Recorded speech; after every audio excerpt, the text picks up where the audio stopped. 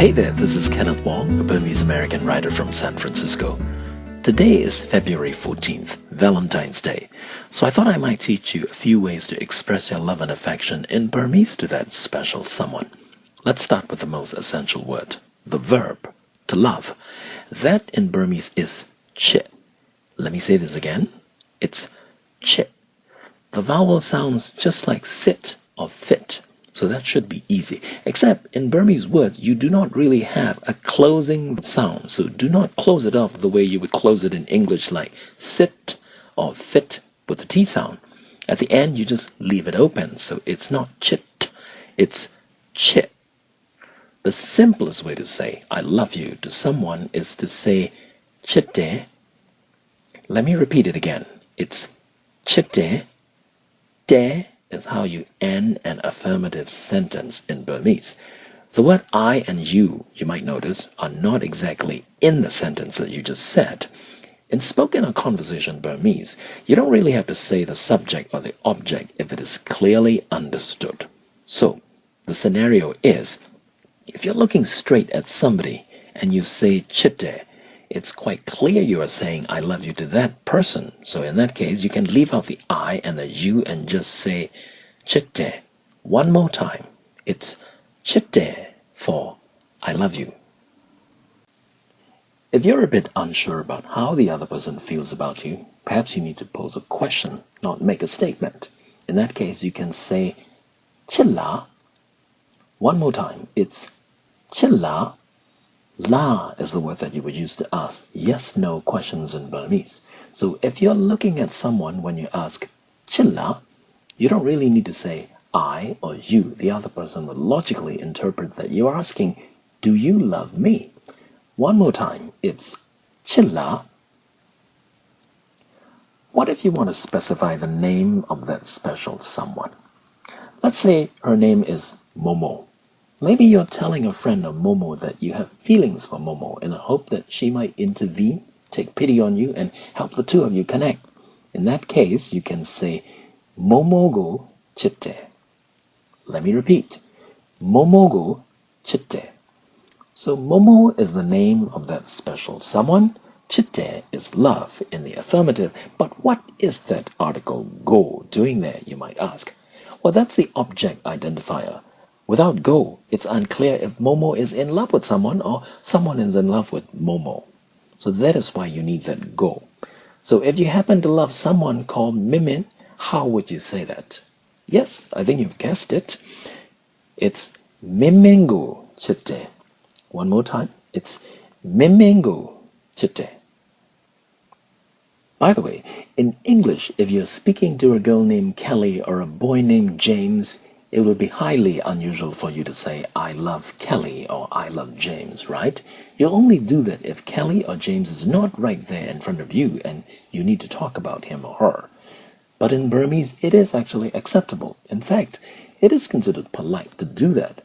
So even if you're speaking directly to Momo or Mime, you can say, Momogo chitte, I love Momo, or Mimingo chitte, I love Mime. So far, we haven't really explicitly say I in any of these expressions. If you'd like, you can include the word I. In Burmese, men and women say I in different ways. So let's start with women speakers.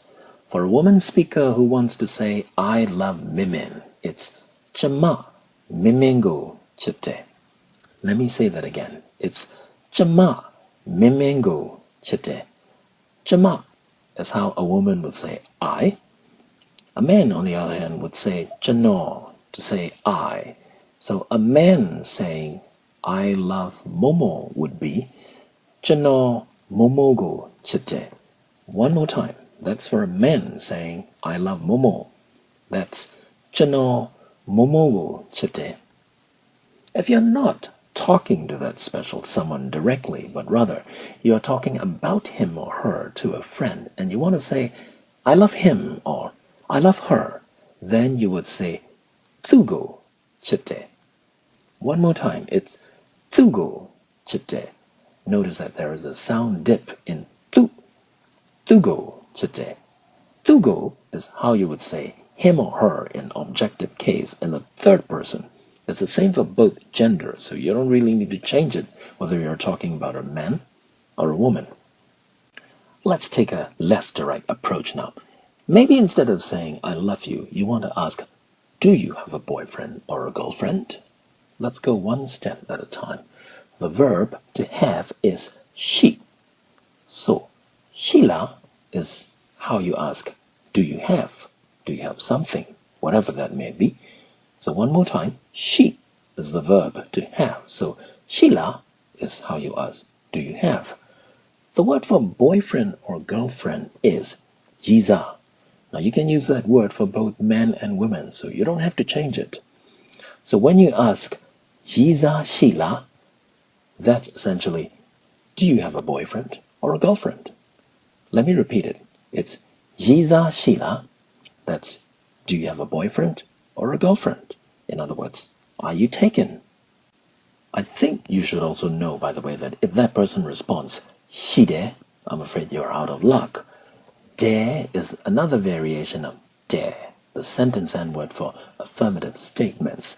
So if he or she is saying Shide, that means I have a boyfriend or a girlfriend. I'm terribly sorry. So what if your special someone seems reluctant, ambivalent, unsure, perhaps in need of a little push? You might want to then make a last-ditch effort with chippa. Let me explain what it means. When you follow a verb with ba, in essence, you're making a plea or a request. So in that case, when you say chippa, you are actually saying, love me, please. One pronunciation warning, and this is important, so listen carefully. It's chippa, not cheapa. One more time, it's chippa, not cheapa. When you say love, your vowel sound should be like the I in fit or sit, not like the vowel sound in T or flee. Why is that important? Because when you say chippa, you are begging someone to love you. But when you say cheapa, you are announcing that you are taking a dump, not what you want to say to your special someone on Valentine's Day. Also, a cultural note, chip or love is really an emotionally charged word in Burmese culture.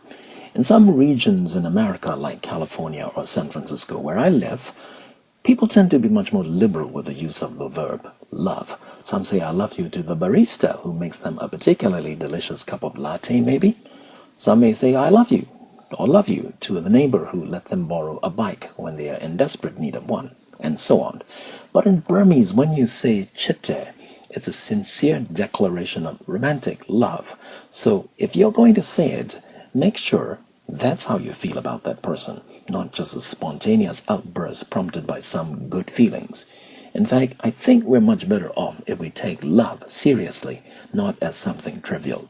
Wouldn't you agree? That's it for now. Happy Valentine's Day, everybody. This is Kenneth Wong saying, Now ma dui me. See you later.